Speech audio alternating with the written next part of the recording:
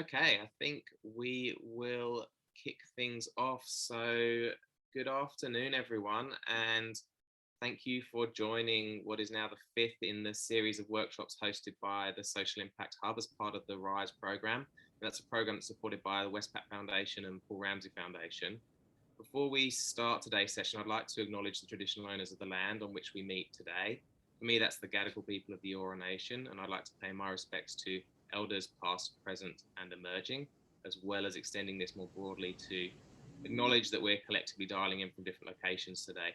My name is Rob, and alongside my colleague Jess Liang and the broader team at Social Impact Hub, we've had the privilege of working alongside some amazing people and organisations in the for-purpose sector in the development of this series of workshops. So thank you to everyone to date who's been involved. Just before we dive in and I hand over to Poppy, who's facilitating today's session, just a few housekeepings. If you're not speaking, just please keep yourself on mute. If you have any questions or comments or any technical challenges, you can put them in the chat or you can private message them to myself or Jess, and we'll do our best to help you. And if possible, when we're doing a few introductions and things, please try and put your cameras on. It'd be great to see your faces and just make this session as interactive as possible. Okay, so that's everything from my side. So pleasure to introduce Poppy Rouse, who will be taking us through today's session on social in Canvas. Poppy, over to you. Thanks, Rob. Thank you so much for the introduction, and welcome everyone. I'd also like to acknowledge the traditional owners of the land that I'm dialing in from today. I'm on Wiradjuri land, and I'd like to pay my respects to their elders past, present, and emerging. And I'd love for you guys to share where you're dialing in from as well. So if you want to jump into the chat, make sure you're sharing to everyone, and just say a quick hello. It's always fun to kind of see where people are dialing in from. So we've got someone from Toowoomba, awesome, Guybil and Jarrawale country. I know that Rob and Jess are on Gadigal land, I think. But always great to see the kind of diversity of where everyone's joining. And this is going to be a really interactive session. So I would love for you to continue to use the chat, ask questions whenever you want. I will try to answer them whenever I can. I'll kind of stop and check the chat every so often as well. So, but great to see so many of you on the call today. And Rob and Jess and I were talking about this before this, the session. I think the value of this network and community that Social Impact Hub has created isn't just about the learning experience and opportunity, but also the opportunity to connect with our peers and learn from each other. So we're going to do a quick sort of introductory exercise to get you guys to meet each other. We're going to go into breakout rooms for about 5 minutes. And what I'd love for you to do in your breakout rooms is just take it in turns to introduce yourselves, introduce your organization and what you do. You know, it's Friday, so tell us something fun about yourself. Tell us something that perhaps not many people know about you. And then I'd also love for you to think about one business or organization that inspires you. So perhaps it's an organization that you have worked with, perhaps it's one that you look up to, that you hope to be able to be like one day, or perhaps it's just a brand that you love that are doing really cool creative things. So you might want to take a photo of this slide just so you remember what you're talking through. And then I will ask Jess to pop us into breakout rooms. Awesome, thanks Poppy. Now break you all into breakout rooms.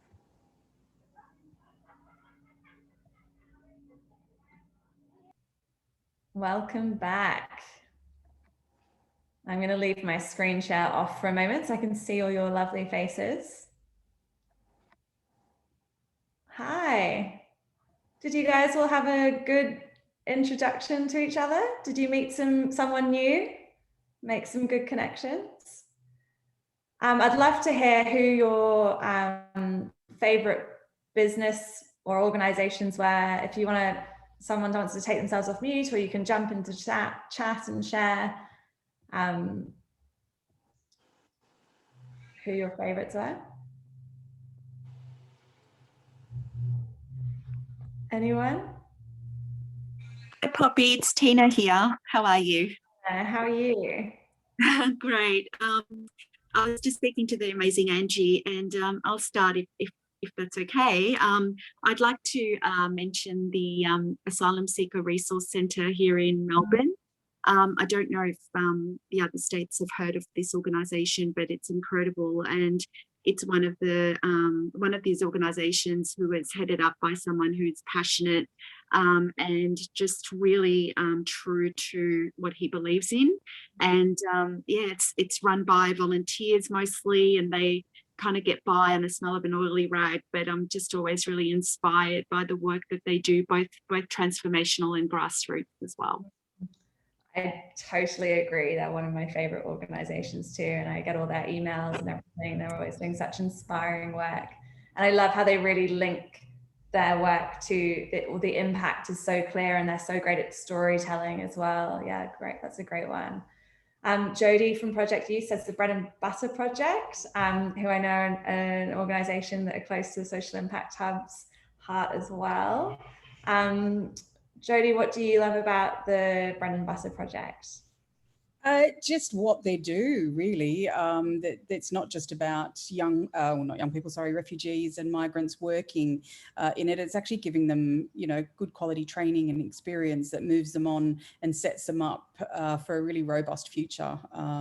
So yeah, just really like what they do, and that they're now branching out and actually selling in mainstream supermarkets and really broadening their reach. So we buy their bread at our local cafe as well. So very aligned to what they do, and yeah, great organisation. Absolutely, and a very good embedded impact model that they have there with their whole business setup and operations. So that's great. We've also got Charity Water. Is it Yummy? Do you want to share why you chose them? Yes, I chose Charity Water because they're very effective in delivering, life-giving water to remote villages in very underprivileged communities, and it has a massive impact on children and women. So women don't have to walk for miles and miles just to get a bucket of water. Yes. Yeah. And their storytelling is amazing. If you have not come across Charity Water, I suggest you have a look at their fundraising videos. It's amazing. Yeah. Absolutely. I totally agree. And then lastly, we have Oz Harvest. Marcella, do you want to share why you said them? Sorry, I was just eating my lunch. Oh. Excuse me. That's right. Yeah, okay. So I love Oz Harvest because what they do is great, but also because they've been so successful and had so much success, and they have so much influence in Australia. It's amazing. It just shows the scope and what you can do, when you grow and grow. So it's just like, wow, there's a role model. Totally. And they even have their own sort of for-purpose, almost like a venture arm, I guess, where they're investing in scale up and bringing those to Australia as well. So yeah. And they've even grown. They're now in the UK, so they've now started up in the UK as well. Absolutely, being super creative with their business model, not just fundraising, but really looking at opportunities to bring in new revenue streams. And yeah, absolutely fantastic. So it sounds like you all had some great conversations already. And let me just share my screen. Can everyone see that? So Steve Blank, who is famous for the customer development framework, was famously quoted as saying, startups don't fail because they lack a product, they fail because they lack customers and a profitable business model. And I think this word profitable is often something that in the social impact sector we kind of might shy away from, especially in not-for-profit. But actually is so important, because if you want to be able to grow and scale and really make an impact, you do need to be able to fund that impact as well. And to do that, we need to be able to bring in revenue and to have a really stable business model. So what is a business model? Does anyone want to have a stab at, I know I've got some questions up here that kind of give them away, but does anyone want to kind of feel free to jump into the chat as well, explain what a business model actually is?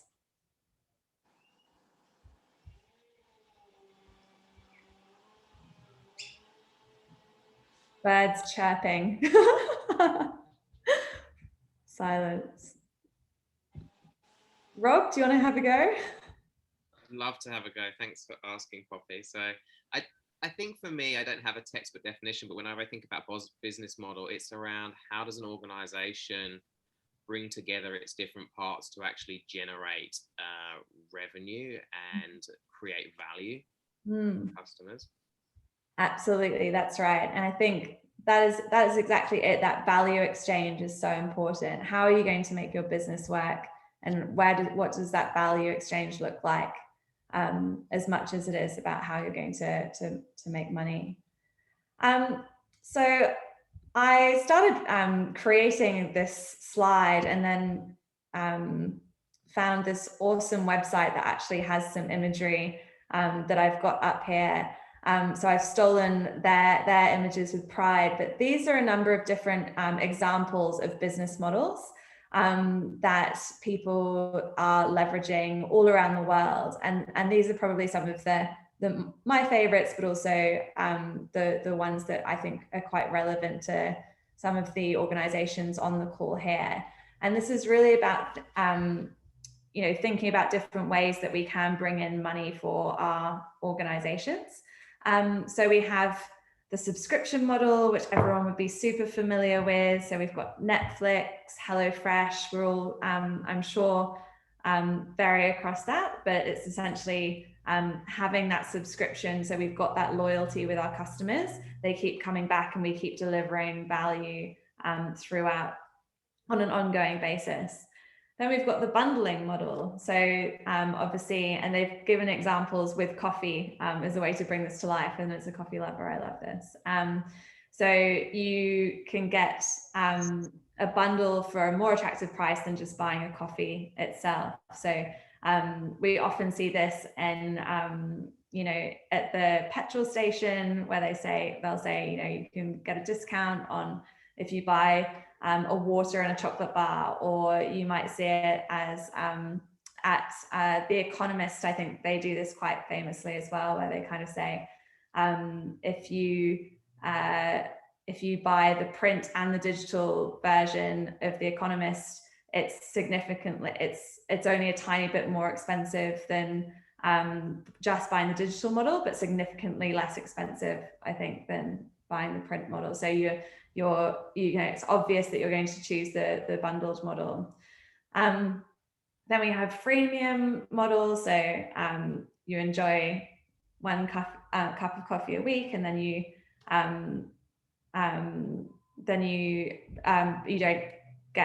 get more. So Spotify does this really well. You don't have to listen to ads if you pay, and it doesn't seem like a huge amount, but you get a whole bunch of benefits. Then we have the razor blade model. So that's about I don't know if anyone's heard of the Dollar Shave Club, but you kind of get sent your razors on a monthly basis, I think. And again, you're signed up and you're constantly getting that sent through to you. And then we have the product to service model. So we've got our Ubers, our Zipcars, our Limes. And then I'm sure one that a lot of you will know, because we have so many social enterprises on the call, but our 1-for-1 model. So you know that if you buy this water or this coffee or this pair of shoes, then you're going to also be giving to someone less fortunate. So what we wanted to do for you guys today is to introduce something called the Social Lean Canvas, which essentially is a tool that helps us work out our business model and how we create value and exchange value with our customers, but also how we're going to make money. And I thought we'd spend a little bit of time going through this tool and then how you can apply it to your organizations. But I'd really love to do it in an interactive way. So what I'm going to do is I'm just opening up my chat so I can actually see what people are writing as well. But we're actually going to go through this and kind of have a go at filling it out together. And then we'll give you an opportunity to go through and also write it down for yourselves. There we go. Naomi's shared a business model is describing the rationale of how an organization creates, delivers, and captures value. Exactly. Thank you. So typically, I like to follow this sort of flow when I'm building out this canvas, because I think it's really important that we focus on our customers first and understand who they are. And if we're a social enterprise, who are our beneficiaries? Or I believe if you're an international NGO, we now call our beneficiaries participants from the charities that I work with overseas. Then we look at the problem that we're looking to solve. So what is the problem that this target audience is struggling with? What do we need to help them with? And I do a lot of work in human-centered design or design thinking, as some people know it. And this is the most essential question in the whole process, is are we solving a problem that really matters to our customers? Because if we're not solving the right problem, then whatever our solution is probably not going to be successful in the market. Then we look at our solution and more specifically what our idea actually is. Then we're going to look at our, usually we do the impact next. I've got my numbers mixed up here, but how will you measure the impact for your customers? And then who are your competitors? And what's your unique value proposition? How are you different to your competitors? Then we'll look at our acquisition strategy and looking at how you acquire and retain customers. And then how will you make money and what will you do with your profits? A really important question for our social enterprises as well. And then who's going to be on your team? And usually if we're kind of pitching for funding, which is when we'll often use this tool, is when we're kind of starting in startup phase.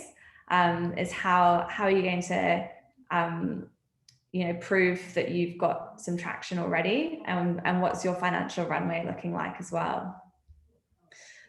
So I thought we'd go through this for one of my favorite organizations, a business that is doing really incredible things, and that's Exceptional. So has anyone here heard of Exceptional?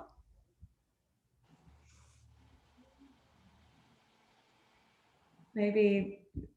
No, I haven't. No? Okay, great. So Exceptional is an organization that actually Social Impact Hub has also done some work with, I know, in the capital raising, I think. But essentially they're a social enterprise that helps hire talent, neurodiverse talent.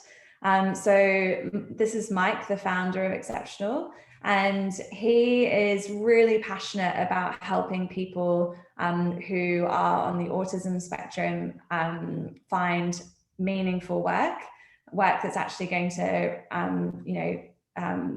to help them live a more purposeful life and really harness their exceptional talents. So often, when we talk about people with disability of any sort, there's almost this idea of a lack of some sort. And actually, these people have real superpowers. So he wants to harness that talent. And he does it in a really interesting way. So if anyone knows Exceptional, please feel free to jump in. But I'll take you through the business model for Exceptional now. So when Mike talks about their target market, he talks about neurodiverse talent looking for meaningful work. and also corporates who are looking for high attention to detail, problem solving, quality assurance, audit, etc. So when I met Mike, I was working in the innovation lab at Commonwealth Bank, and he was coming in and pitching to me that he could help us find some really great talent to come and work for us in the bank, looking at our user experience and ensuring that the experience was accessible, cyber security, because these people often love solving problems. So he was helping us to hire that talent, but he was also helping us with our recruitment processes, or pitching to help us with our recruitment processes, and looking at how we could make the recruitment process accessible for neurodiverse talent, and make sure that when we hired them into the organization, if we worked with him, he would also consult and help us make sure that the environment was set up for them to succeed as well. So that was the target market. So the problem, he talks about the waste of human potential, especially amongst young neurodiverse people. So if they don't have a job by 25, they're unlikely to ever work. They lack purpose and create lifetime costs to the state and parents. And the current recruitment processes are not set up for these people.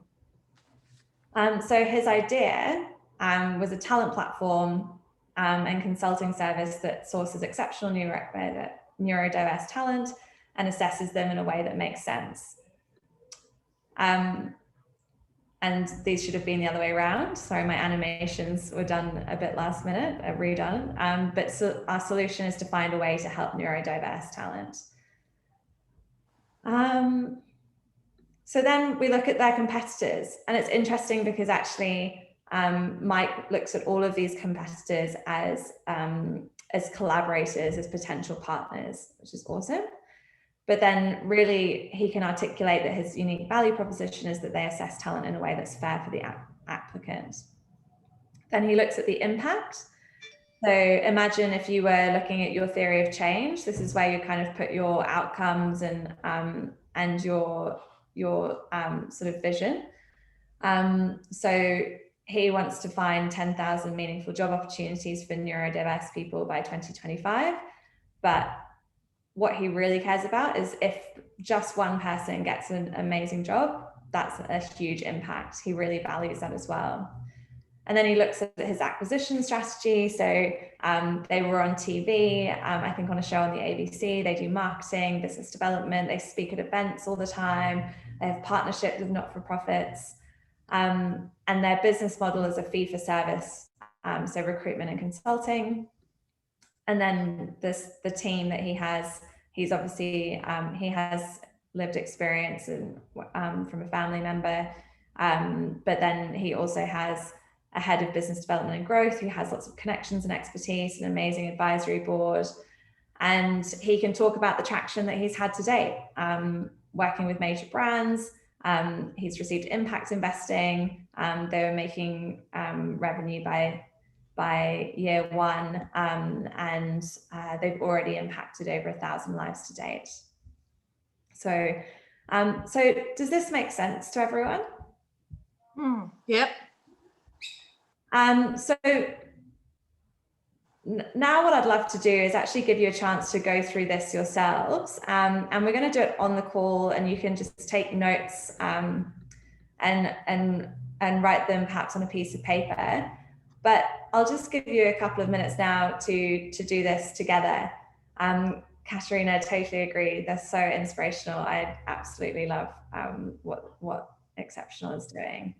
So why don't we do this as a team, using the Netflix examples? Everyone knows Netflix, but then after each section, I'll give you a minute or so to just write down what it would be for your organization.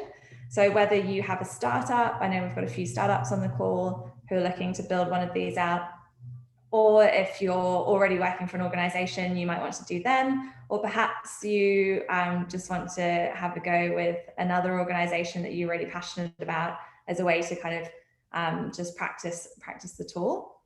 So our target market for Netflix, who is Netflix's target customer?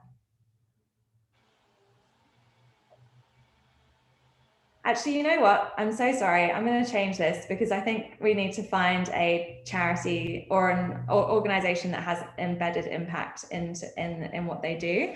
So why don't we use Oz Harvest, because everyone knows Oz Harvest and we've just been talking about them. Who are Oz Harvest's target customer? Feel free to shout out or pop it into the chat. People from low socioeconomic families or backgrounds. Yes, that would be their beneficiaries or participants, people from low socioeconomic backgrounds. Their customers are restaurants, absolutely. So they collect that food from restaurants, supermarkets, catering companies, I think, as well. Who else? Anyone else?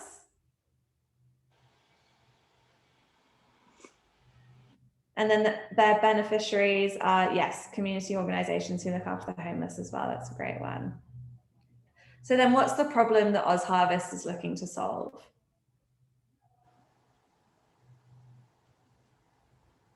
Rob here. I think for me, I think about food security. Yeah, someone's just added it as well. Food insecurity. Yeah, food insecurity, waste, absolutely. They want to help feed people and reduce waste. Fantastic. And what redistribution of food away from landfill? Yeah, so the solution is exactly that, redistribution of food waste away from landfill, but also reducing hunger or food insecurity. And so what's their product or service?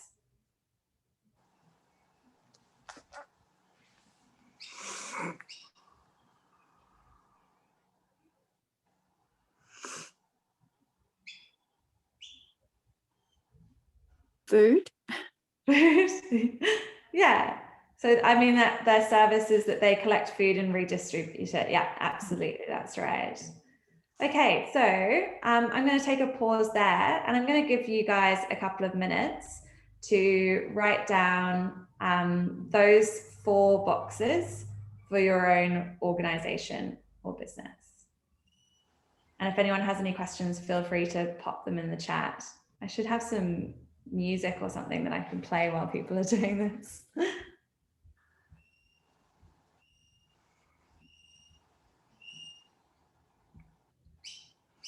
I can sing.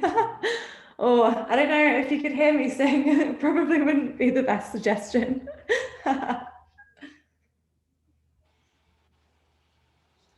Jess, can you pop some music on? Do you have I can do thinking music. That would be wonderful, Jess. Thank you. Great, I'll pop some thinking music on. But require you to stop sharing, then I'll share my audio.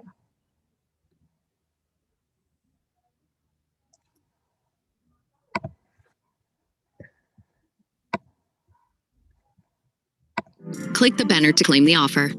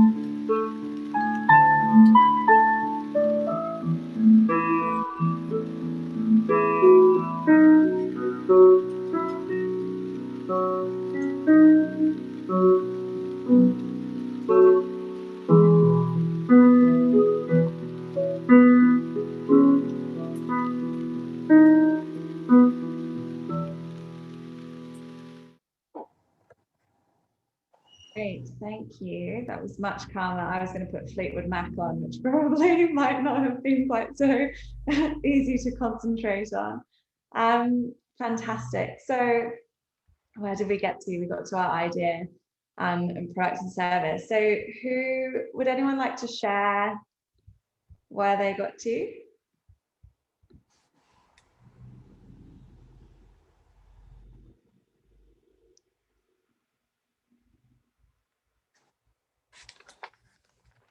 Poppy, I can go if you like. Great. Hi, how are you? I'm very well. So Lovely I to see did you, I did Teach for Australia. I'm not sure whether people know of this organization. I think they're absolutely amazing. So their target market is high achieving graduates who might consider career in teaching or might not have considered career in teaching before. Beneficiaries would be the disadvantaged students in high schools. So the problem that they're trying to solve is that usually the most disadvantaged students have the worst teachers, and they're trying to flip this around by providing disadvantaged students with the best teachers that they can possibly have. So that's partly the solution, and the way that they're doing it is that so they're making it super attractive and super competitive to get in, and rather than doing a 3-year degree or a 2-year graduate degree, you learn in a job, and that is attractive to people, and they get master's degree on top of it. So you get high achievers who make a commitment for 2 years to work in a disadvantaged school, and they get super duper support in terms of how to become the best teachers. Absolutely. And gosh, I love their model as well. They're brilliant, aren't they? Amazing organization. Thank you for sharing. That's all right. Next up, we're going to look at the impact that they're looking to make. So how they're going to measure impact. So with Oz Harvest, does anyone know how Oz Harvest measures impact? What do you think is important for Oz Harvest?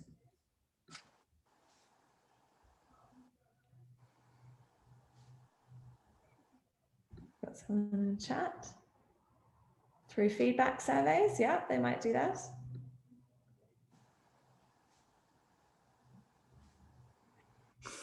Perhaps through the number of people who are living on the street, the number of meals they're delivering, yeah, absolutely. The amount of food waste, perhaps. Improved access to nutritional food, absolutely. Tons of food saved from landfill, yes. Fantastic. So they would be thinking about what was that problem they were looking to solve, and then what are their outcomes and outputs from that as well. So then, who are Oz Harvest's competitors?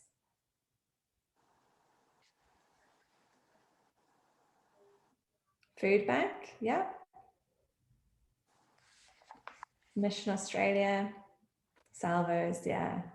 So a number of not-for-profits, which is interesting, right? Because when we're working in this space, you know, there's definitely there are so many not-for-profits in Australia, and all doing such important work and amazing work. There are always ways that we can potentially collaborate as well. So what's their unique value proposition? How are they different from Salvos or Mission Australia or Food Bank?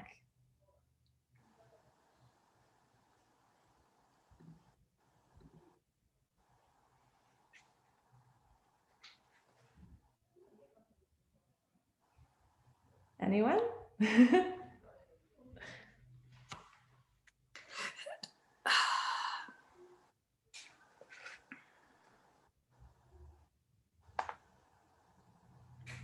I'll go, Poppy.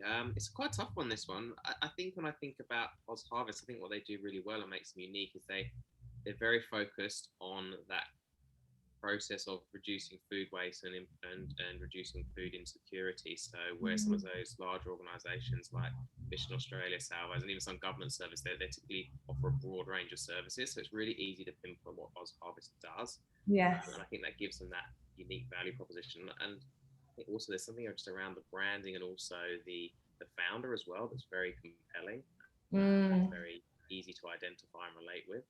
Yes, and she also does great storytelling as well, and they have some really interesting ways that people can get involved with their programs too.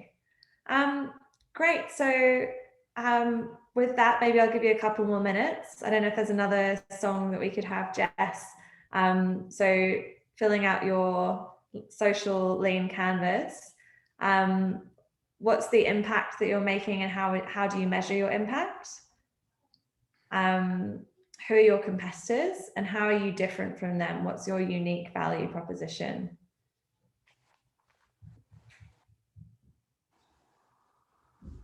And I'll stop sharing so that Jess can put some lovely music on.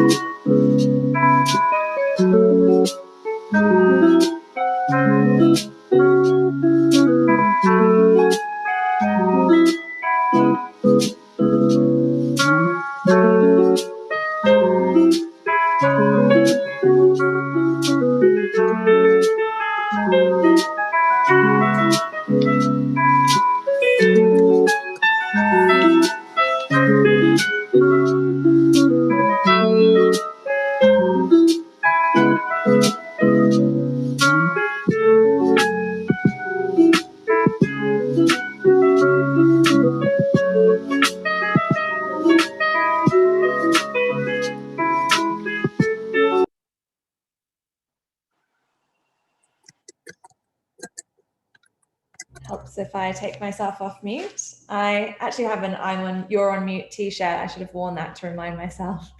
Okay, so who wants to share where they got up to?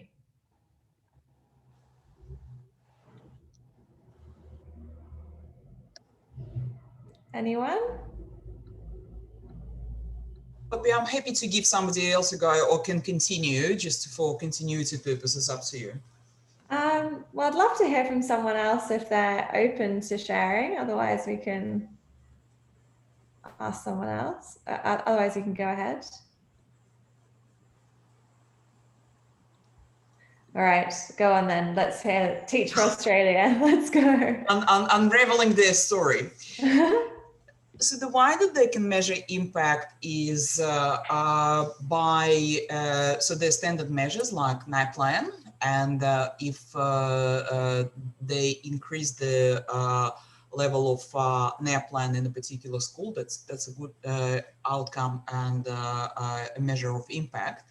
They can also look at the educational pathways. So if the school had X number of school leavers that didn't continue with educational employment, and that has changed, that's an impact that they have achieved. And the number of students going on to achieve particular schools in particular subjects or going on to university.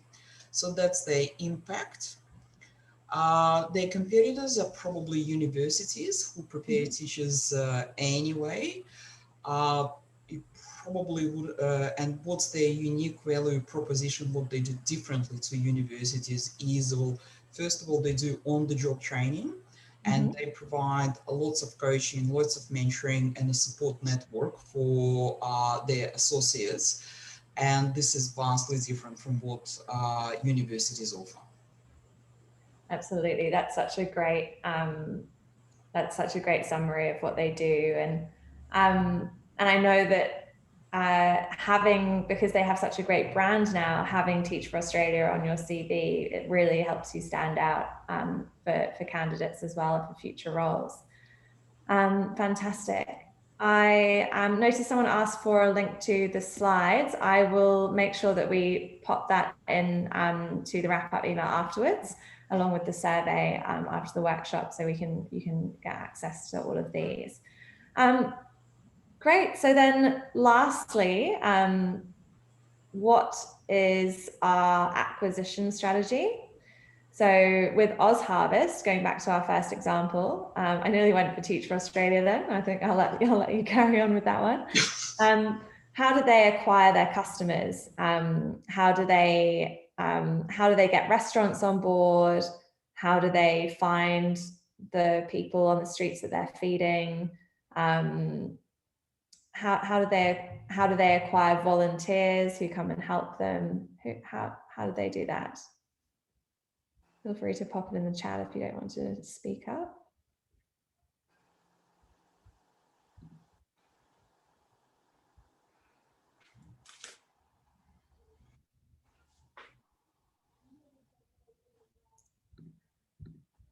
Anyone?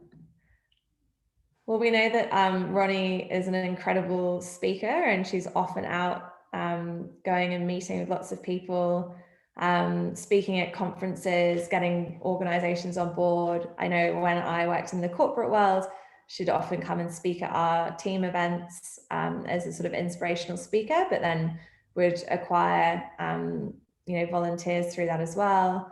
Their online channels, absolutely, Rob, face-to-face events, those sorts of things. Fantastic.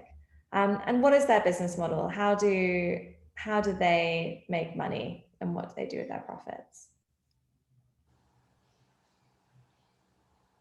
I mentioned their for-purpose business venture arm, which is investing in scale-ups here in Australia through For-Purpose Co. That's right. I know they also sell cookery books and things like that.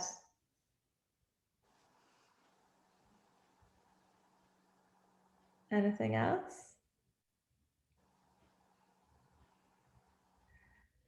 Okay, I feel like I might be losing people a little bit, so I'll just carry on and give you guys a couple of minutes to fill out the rest of your canvas, and then we're going to move on to looking at how do we pressure test our canvas, and how do we make sure that we're not making any risky assumptions there.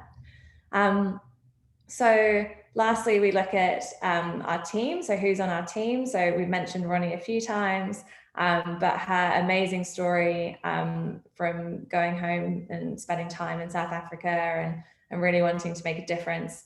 That story is so powerful and really engages people in what she's doing. They also have an incredible corporate team who run all their volunteers, run their fundraising, all of those sorts of things. And then they have their huge groups of volunteers who are helping to distribute food and all of those activities as well. So they all bring those different perspectives and experience that are really unique. And then lastly, what impact, what traction have they had so far? I mean, they've been running for years now. So I can only imagine if you jump onto their website, you'll be able to see how many people they've helped, how many meals they've distributed, how much waste they've reduced, all of those things, as well as some of their key brands that they've partnered with. So I'll just give you guys a couple more minutes to complete this.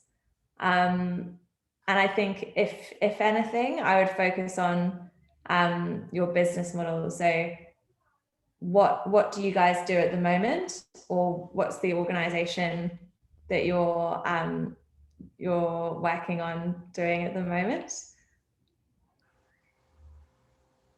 And we'll just give you a couple of minutes.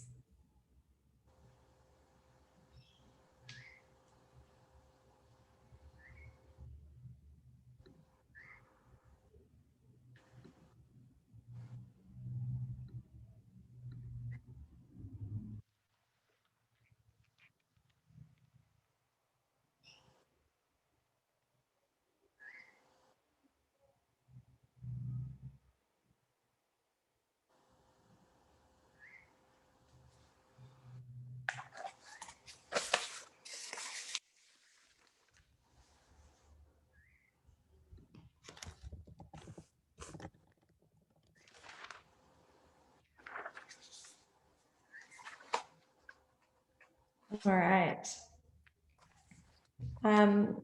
So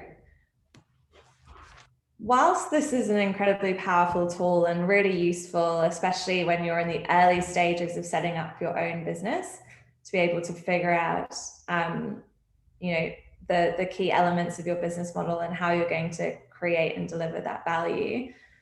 What I think is even more important is making sure that you are experimenting with different elements of that business model and looking at ways that you can mitigate risks and fail early and often.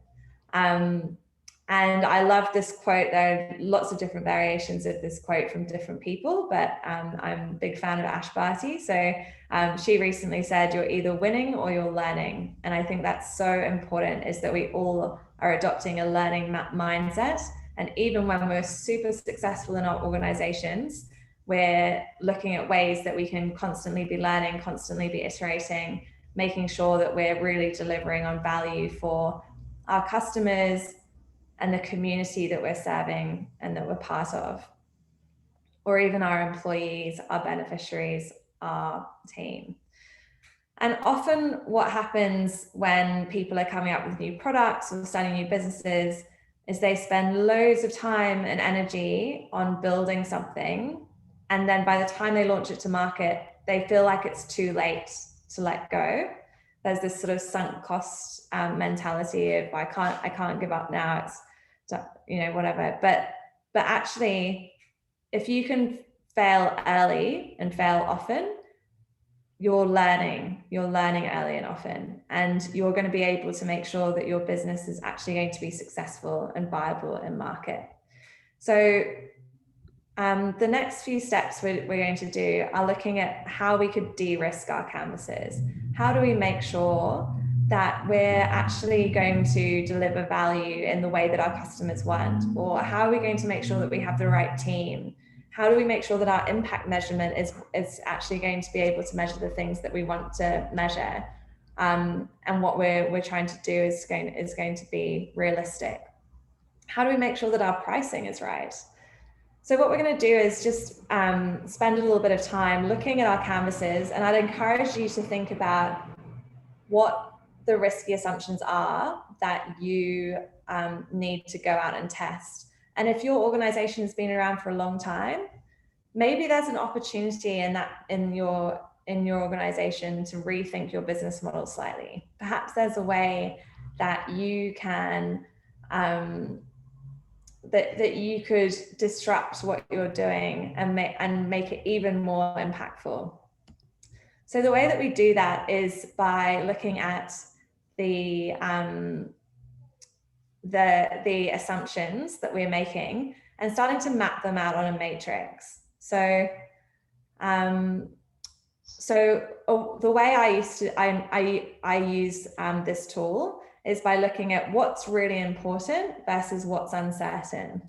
So for example, if I was Uber and I was just starting out with my app and I wasn't sure if customers would want to use the app and ride with total strangers that were, also not, not taxi drivers, would they be comfortable jumping in someone's car and riding in it? Now, that's really important for their app to be successful. But if they hadn't done any customer testing, they hadn't done any research, they hadn't gone out and, perhaps shown people prototypes of the app and put them through the experience and seen if they actually wanted to do that, that would be an incredibly risky assumption.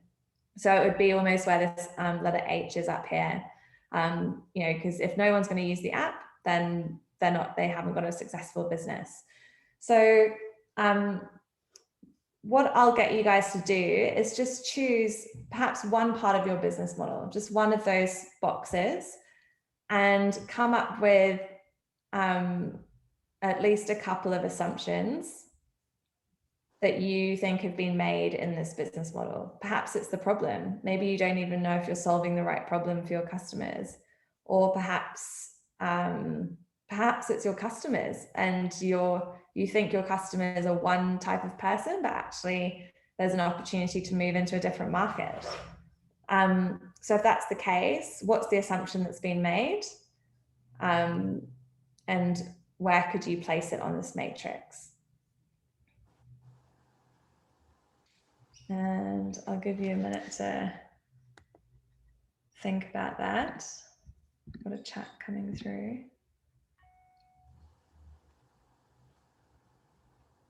Great.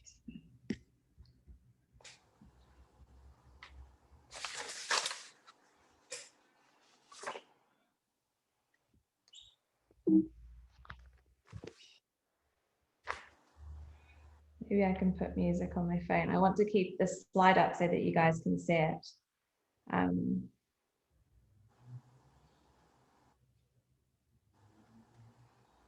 Try and find music that isn't Fleetwood Mac on my phone.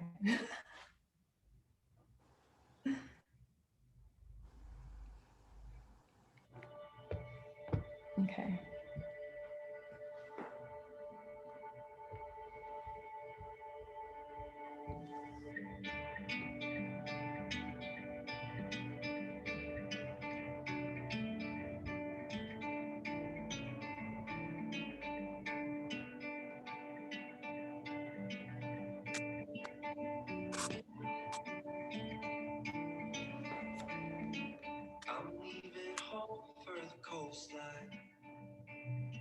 Someplace under the sun, I feel my heart for the first time, 'cause now I'm moving on again, moving on.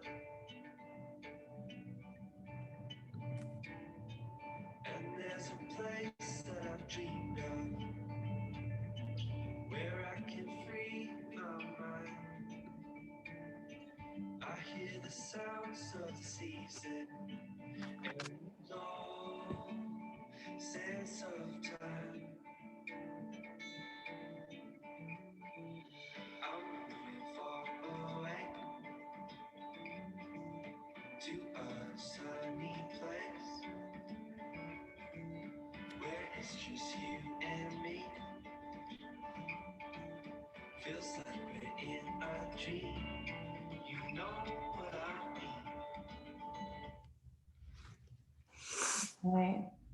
Does anyone want to share? Does anyone like to share an assumption that they've made? I'm happy to share, Poppy. Great. So my name is Tina. I'm developing a social enterprise that is focused on providing a leadership opportunity, leadership learning opportunity for girls in India who are living in poverty or are in slums. So this is helping them to have access to education, but also leadership skills and build on their leadership and confidence skills as well. The biggest assumption I think for me is that one of the most important factors in the success of what I'm doing is that the product or the service, the proposition is appealing to those kids and the families, if they have families, so that the kids will actually turn up and participate in the leadership academy or the course. And I'm not sure whether they will be drawn to it, because often there's some cultural nuances and other kind of things where, you know, they're probably behind some of their other cohort or kids in their age bracket, and you know, they may not feel confident even putting their hand up to participate, or they may be suspicious about what this is and what this may mean. They may not see themselves in a leadership space because they've never been told that they're capable. So there's quite a lot of uncertainty there, and so I think that's the one that I would put on the top right hand corner. Yeah, that's great, and what a great example, and congratulations on starting your social enterprise. That's really awesome. Fantastic. So that is a really great assumption that we can now turn into hypotheses and actually go and experiment and test. And so if I move up to the next slide, this is an example of an assumption for exceptional. So theirs is that lots of people with autism have good IT skills.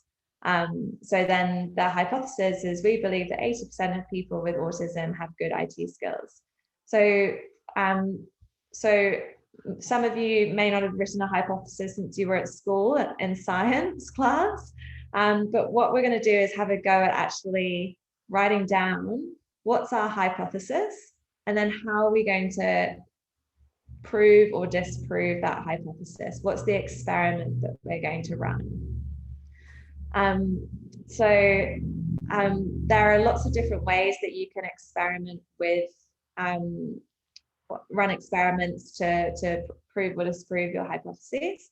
And they can depend based on how advanced you are in your business or organization.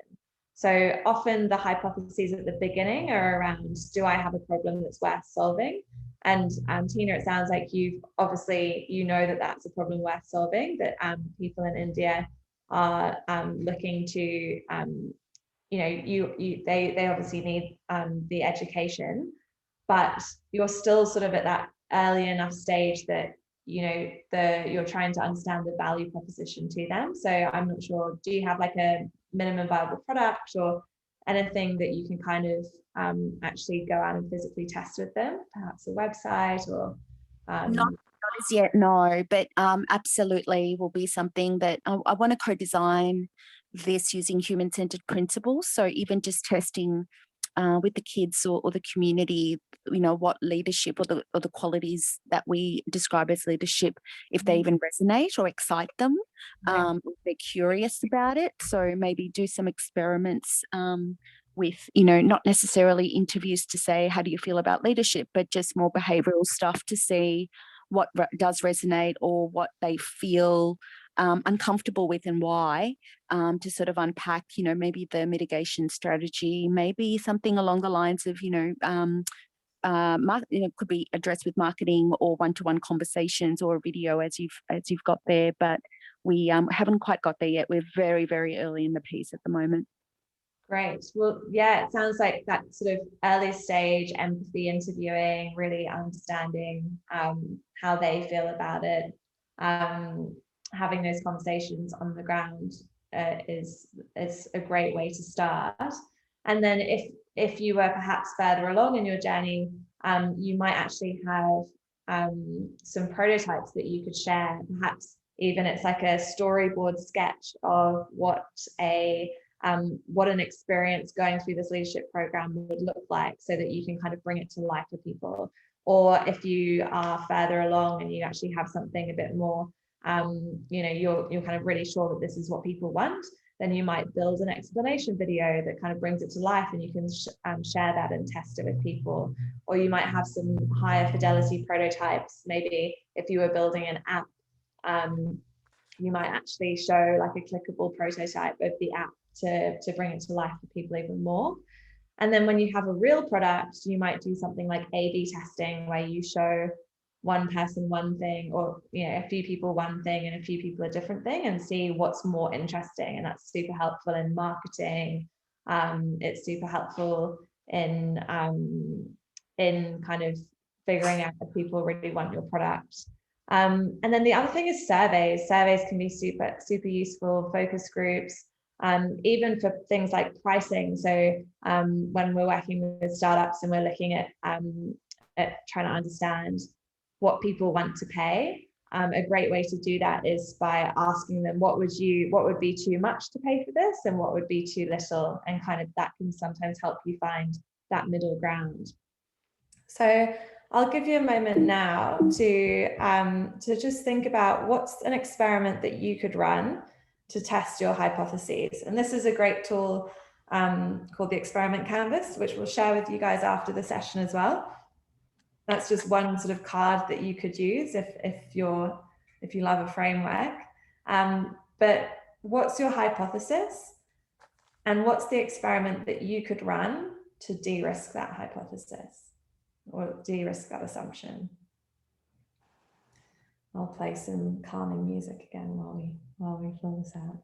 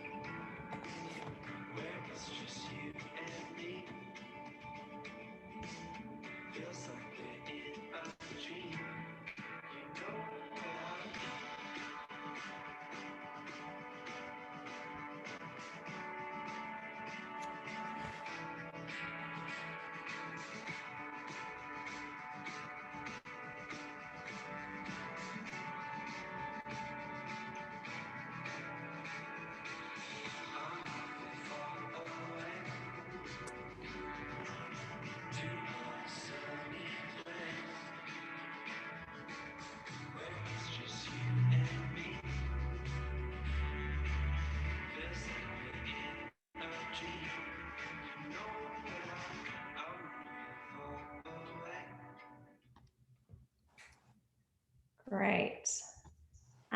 So I'll ask someone to share what they've come up with. Michael, I saw that you have something to share. Sorry, Matthew, do you want to share that with us? I'm sorry, actually I meant before this one, not the experiment canvas. So I was talking about the assumption part. Great. Is that okay? Yeah, absolutely. Yeah, okay. Well, another part I'd like to add is I'm running an organization here in Brisbane. It's for young people under 35 with disability and mental health. We're going to learn about inclusive experiences, getting out in nature and in outdoor activities. So what about focus about social impact, including training employment. So we've been around about 4 years now, celebrating the 40th anniversary a couple of days ago. So at the moment, we at the MVP stage. It's just about on the way up, because another thing I would like to add, that the issue around values. So you think about what you're trying to achieve, and there's a lot of message. You're trying to help with the community to understand about not what you got to do, because a lot of people out there know, oh, okay, this homeless service will do exactly the same, but other homeless service, because they have a common goal, as in eliminating homeless. So the values around it, it could be the message, understanding that word we talk about, inclusion.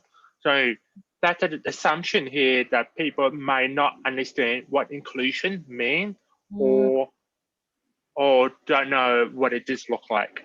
So that's in the context. It's not really come to the business model. It's more about what you are trying to, because the point, we're all supporting people with disabilities, supporting young people. That pretty a lot of people do that. So that's no different. It's just about the value assumption. So if people don't understand, they might it can be political, it can be religious, or that. So that's the biggest part we might need to explore, and that's probably really good conversation in the social enterprise sector, because I don't want, and the value change over time. You set up a social enterprise cafe. What your target audience is, because people think that inclusion doesn't mean that. So that's something they need to work on the message. Yeah, that's great. And so did you have a think about how you might experiment with that message, or test that message to explore different ways that you can communicate that? Yeah, absolutely. Yeah, it takes time for that, because of the competitors out there. I'm not going to finger point enough something, because they're different, as in segregated setting. It's completely opposite. So really at this moment, it's about getting out to people. That's why we're doing a lot of expo market stores at all the events we go to, in mainstream community. We talk to people. Get the people have a conversation, and that's how you not really just testing. It's to build a relationship with people, understanding where you're coming from and where they're coming from. That's so true, Matthew, and you make a really good point there. I often say that the most simple version of a prototype is just having a conversation and asking for really honest feedback. So often people do want to get excited and kind of have a little bit of, you could tend towards confirmation bias, but really creating that space to have open, honest conversations with people and get that feedback, and testing different ways of explaining things to people will help you see what kind of where people have those light bulb moments in your conversations, and following that way, and kind of capturing those insights as well. So that's great. Thank you for sharing. Does anyone else have an experiment that we're that they'd like to share? I've got a question more so, if I can. My question is around when the beneficiary and the customer are different. So I think I was able to fill up most of the parts in that model, except for the critical bits about who's my customer and what's the business model. And so I'm imagining, I can see that the benefit and impact for the beneficiary, but how is, ideally I would like them not to be my customer. How do you build value for a different party to benefit a third party? Is there any recommendations on that? Yeah, I mean, it depends. Can you tell me a little bit more about your business? So it's a social enterprise that is creating resources and support for people with chronic pain that's based on insights from lived experience. So it's information and community support. Yeah, fantastic. So so at the moment, they're obviously not the ones paying for the product or service, or that's ideally what you don't want them to do that. Correct. Yeah. So then I guess it's about going, well, what might be the opportunities for us to create a new revenue stream for different customers? So that might look like. If you were a not-for-profit, they might do fundraising or things like that, but that's not necessarily the most sustainable way of funding your organization. Often when I work with social enterprise, I encourage them to think about what are their key strengths. What do you do that other organizations might not do? So, for example, with Exceptional, Mike knows the neurodiverse space really well, and so he doesn't just do recruitment and helps people find jobs, but he also does consulting on how to set up your organization to be more inclusive to people, to neurodiverse employees. So perhaps it might be, could you consult to, and this is just like throwing something off the top of my head here, I've literally thought about it obviously for all of 3 seconds, but could you consult to organizations on how to better support their employees with chronic pain? Or could it be, perhaps there's an organization or corporates who are really focused on that space already, and you could be a partner to them. But I think it's about, if you can think of strengths that you guys have, or what the value might be for that organization by partnering with you or by buying from you, or if it's an individual, perhaps you could create like a I'm working with Remarkable, which is a disability tech accelerator at the moment. They're run by Cerebral Palsy Alliance, and they have a startup in there called Wearable & Co. They do like clothes for people who have been injured or perhaps have a physical disability and find it difficult to move, and so the clothes fit are easy to dress themselves, gives them more independence and things like that. Like maybe it's a product like that might help people with chronic pain in a different way, or something like that. Or maybe it's you talked about the insight is based off insights from people living with chronic pain. So could you use those insights in some way to also help that other businesses or consumers might be able to leverage and pay for? So it's kind of thinking about what's that value prop, and sometimes you might even like break down the social lean canvas. So what's your value to your for your beneficiaries, but then also what's your value to your customers? What's the unique value proposition to the beneficiaries versus the customers, or the marketing campaign? Like all of those boxes could probably be split in half, if that makes sense, depending on the impact model that you land on. Is that helpful? Yeah, that is. Thank you. Okay. Does anyone else have any other questions or anything else that they'd like to share?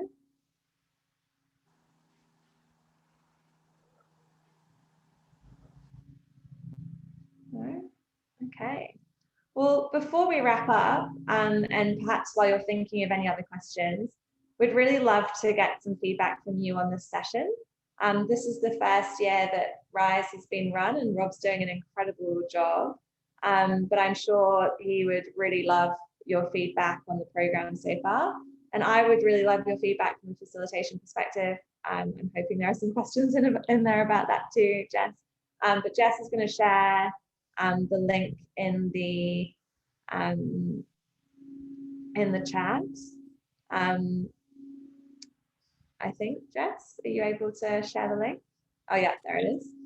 So we'd love for you to just jump on and share any feedback. Feedback is such a gift. I won't get offended. I think it's anonymous anyway, but would really love to. I'm always looking at ways to improve, and I know that Social Impact Hub care deeply about how they can make their sessions even better. So if you have a moment, we would really love for you to do that. And while you're completing that, if you've got any other questions that you've thought of, I'd love for you to share them. Jump on, take yourself off mute, or. Thanks for that, Poppy. And just say the survey's super quick, so I promise it won't take much of your time. And I think there's also about $500 social enterprise hamper up for grabs as well. So as an incentive to complete the survey, that would be wonderful. I did have a question, Poppy, if no one else does. I'm just thinking about the organisation I'm doing some work for at the moment at Pocket City Farms, and they have lots of different streams. It's actually quite a complex organisation. They work in fair food, education, community building. Can you apply this social lean canvas to a particular program or initiative as opposed to an organisation wide? Have you done that before? Yeah, absolutely. And there are different canvases. This is a tool. When Jess was asking for the link, I was like, I actually don't know if this whole thing is something that parts of it I've stolen from different canvases. So, these are I think the most important things to think through are, who is your customer? What's the problem that you're solving for them? What's the impact that you're looking to have, and how are you going to measure that? How are you going to acquire customers? Those things are going to be relevant, whether it's a product, a service, a program. So definitely using this, and maybe not every box applies to you, but it's good. It's a great way to kind of really think through, especially when you're at the early stages, how you're going to roll something out. But even now, for Social Impact Hub, we could do this for Rise and go, okay, well, what assumptions did we make in the first go? Now that we've got the feedback from all of you lovely people, what are the things that we might want to iterate on our program? How can we make it better? And we should be doing that all the time. So it's never something that we can go, oh, this is our product now. We're not going to do anything else. That's how you end up like Blockbuster or Pizza Hut or something. You end up at Kodak, out of business. We should always be looking at ways to kind of disrupt ourselves. So yeah, absolutely. I think as Rob is right as well, because that can already have that about 3 years ago. It can be evolved over time as well if you're what you're learning now. So we're coming to stage, MVP stage, things change as well. So something you're learning, it can be assumption, pre-assumption, all that, and you will look back on that. But also it can be as organizational or whole business as in one, but also you have multiple projects. So at the stage we are now is to deliver a social enterprise cafe, a part of the organization that will be a separate canvas for that. So that compare other social enterprise cafe around in your neighborhood or your city. So that's how that tracker works differently. Yeah, that's great. Thank you, Matthew. All right. Well, I think with that, it's time to wrap up. Before I hand over to Rob, I will just say thank you all so much for your participation, for your questions, for actually really getting involved. I know Friday afternoon can sometimes be a bit of a funny spot, but it's always so nice when people are kind of vocal and sharing. So thank you. It's been really wonderful working with you all, and best of luck, and feel free to contact me through Social Impact Hub, or connect with me on LinkedIn, and always happy to check over social canvases for you, or anything else that you might need. So thank you, and Rob, thank you for having me. Thank you so much, Poppy. Really appreciate your time today, and for everyone for joining, and thanks for being interactive and being part of it. I think we're all trying to do some amazing work out there, so the more we can collaborate and share ideas, I think the better. Thanks again. There'll be a recording available of this session, so just keep an eye in your inbox or on the Social Impact Hub website. That's everything from us. The next session's on the 21st of May, and that's around branding. So keep an eye out for that, and you can sign up on the website or via Humanitics as well. But yeah, just one more time, thank you again, Poppy. Huge session today, lots to learn. It was fantastic. So, and I hope everyone has a wonderful weekend. Have a great weekend, guys. Thank you.